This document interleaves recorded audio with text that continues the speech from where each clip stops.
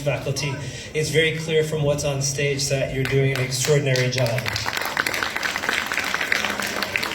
And I was most excited when I was speaking to the principal earlier to learn that the arts are an essential part of the curriculum here at the private international English school. It's so important that the arts are part of everybody's life. It's not just for the exceptional; it's part of all of us, and that dedication to incorporating the arts. So that we talk a lot about STEAM, and I think it's really important increasingly to talk about STEM, where the arts are an essential part of everybody's education. I want to talk a little bit about how I got here. I grew up as a musician. I started playing at the same age as many of these talented students here. My father was a trumpeter. He taught instrumental music in elementary school. He taught private lessons, and he played at weddings. So music has always been a part of my life. I grew up playing trumpet in the school band. I grew up singing in choruses. I was very shy in the beginning, so I started doing lighting for the theater. Eventually, I got the nerve to come on stage and perform in some of the plays. And then when I got to university, I also played drums in a rock band. But what I realized was that my big focus was not going to be on my own talents. It was about my taste and about sharing my passion for the arts with others.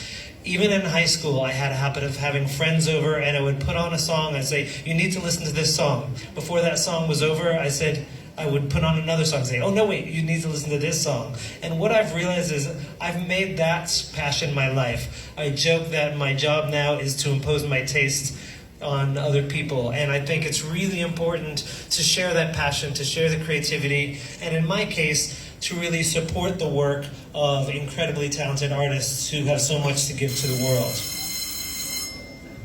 I think it's also important when we see a school that has every student involved in the arts. It's not because we're trying to train everybody to go on in a career in the arts.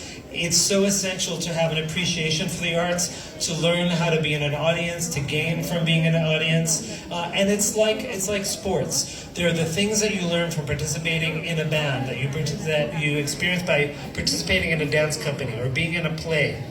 It's like being a football or cricket player. You're learning teamwork. You're learning discipline. You're learning how to build friendships. You're learning how to solve problems creatively. You're learning empathy. This year in the UAE, we celebrate the Year of Tolerance. And there's nothing like the arts to help to connect us to people who are different from ourselves, to appreciate those differences as a source of strength, as well as to learn all the things that share and make us human and help us to feel deeply about the world. The other thing I think that's very important is that art should not be an exception. Art should be a habit. It should be part of everyday life. One of the reasons why we have intentionally, when we launched the Arts Center at NYU Abudhabi, to keep our prices low. About half of our programs are free to the public. We have discount tickets for youth under 22, so all of the students can come in, because we don't want it to be just a once-in-a-while event. Participating in the arts is something that can enrich you week in, week out, and I encourage everybody, if you've not been to the Arts Center, to join us. Every month we have a poetry open mic called Rooftop Rhythms, where we have poets and musicians performing original songs. And these are members of our own community. These are not professionals. Some of the people who perform are teachers. Some of the people who perform are their students in middle school and high school. So we encourage you to come out to some of those.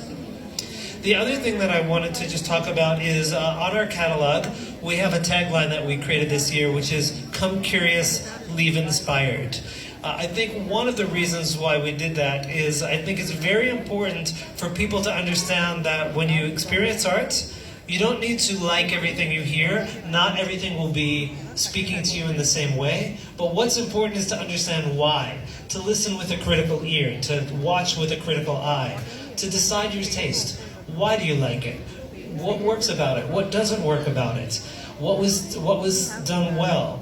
Did the artist succeed in making the statement that they wanted to make as opposed to what you wish they had made? I think it's really important as you experience a lot of arts, to not always put everything on a scorecard, but to gain every single experience you have can really be a valuable experience. So I want to encourage people, when you experience art, to go with an open mind. Your taste changes over time. As you hear certain music, other music opens up. As you see certain dance, other ideas come to your mind. Over repeated listenings, you have more reference points. So it's really important that you continue to come in with an open mind, with different references, and then explore all that the arts have to offer. It's like meeting a new person. When you meet someone, you go with a spirit of openness, a willingness to discover something new. So I encourage you all to come curious and to leave inspired like I'm leaving here today. Thank you again for inviting me.